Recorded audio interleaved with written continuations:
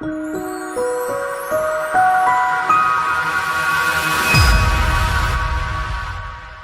want you to understand something.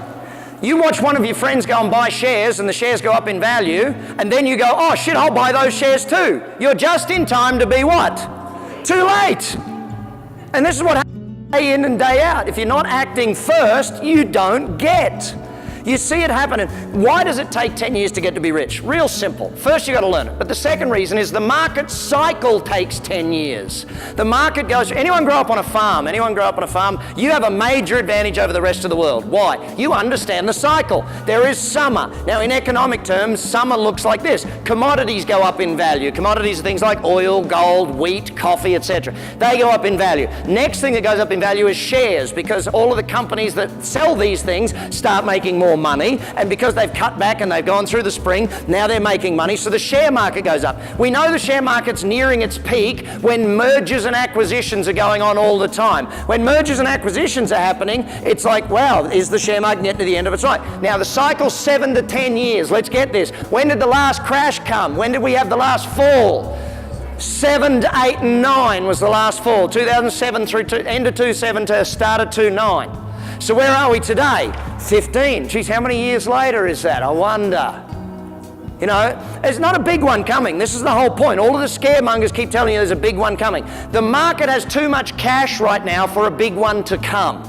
You've got to understand that fact. Now the problem is all the money's overseas right now, but that's a whole other political bullshit debate. And no, Trump is not the answer. He's funny, but he's not the answer. All right? That's a funny story all unto itself. You know, how many times can you bankrupt your own company and then get people to trust you to run the country? Let me guess. Too many dang times. But anyway, here's how the market works. So the stock market booms. When the stock market booms, these companies need bigger offices. They're paying their staff bigger salaries and bonuses. So the staff want to buy bigger houses. The companies are buying bigger buildings. Therefore, the real estate market starts to boom. As the real estate market booms, and we know it's the end of the real estate market boom when two things happen. Number one, when they start offering 100% mortgages. How many remember the 115, 120% mortgages last time round? As soon as you get to 100% mortgages, anyone after that is either an idiot or greedy. Okay, you just can't make money after that. It will come back to that level, guaranteed every single time. What's the other way to know the market's about to crash? Your brother-in-law becomes a property developer. Okay, the moment your brother-in-law starts telling you advice on stuff about how he's developing this it's too late! Run! When your taxi driver starts telling you they bought 7 no-money down property deals, they bought real estate where? And you got 7 of them? Good on you, buddy. It's too late at that point in time. So the market comes to an end. We go to fall. Is fall a great time to make money, yes or no? It's a phenomenal time to make money. See, this is what happened in 2008. The stock exchange had a 60 to 70% off sale. Was that a pretty good day, yes or no? You guys don't seem to be convinced of that fact. Well, let's look at in real estate. What did we get in Vegas? We got a buy 1, get 3 free sale, did we not? Okay, and that's what happened. And the challenge is that most people, see, summer, those that are on the farm, during summer, what do? You harvest at the end of it, you put the hay in the shed because you got to feed the animals through winter. And this is where people died. They got to the end of summer. Did they have more debt or less debt at the end of summer? More debt. They're in a worse economic position at the end of a boom because they think it's just going to go on forever. And the problem for business people is most had only run their business for 5 to 7 years, and that was one of the longest economic summers we'd had. So they'd never seen a downturn in an economy, and therefore they had no idea what was coming and no idea what to do. You know, so the market crashes. What are you doing on the farm? You've harvested, you're putting it away, you're cutting back, you're trimming the trees back, you're selling off the sick and old animals that won't make it through winter. You know, you're getting ready for winter. The market crashed. You know, you watch Warren Buffett. As soon as Warren Buffett started buying again, you saw the market turn.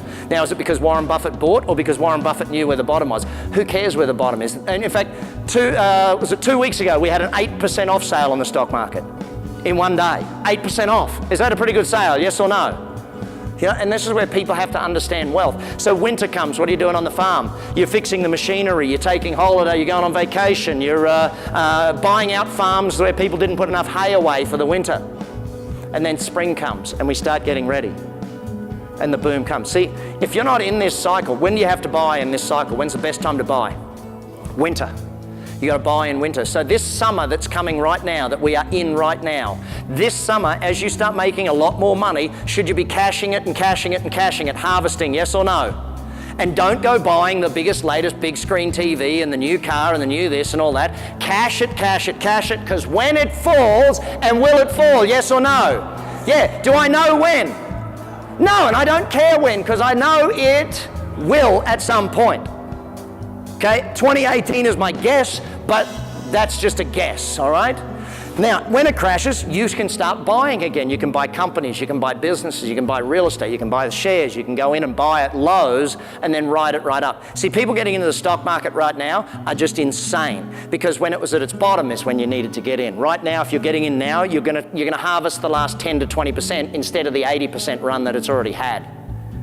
So you're too late for that. Real estate, you're not too late. Real estate's just started, like 7.9% growth in the last, another 5.3% in the next year. It's growing, it's growing, it's growing. But actually, that's the fallacy of real estate. Lulu, can you remind me later to teach you the fallacy of real estate investing? Please remind me of that, okay? When I get to real estate, just remind me of that. So, leverage, work once, paid forever. That's the philosophy, that's the way we do it. We got to take advantage of the cycle, take advantage of the learning.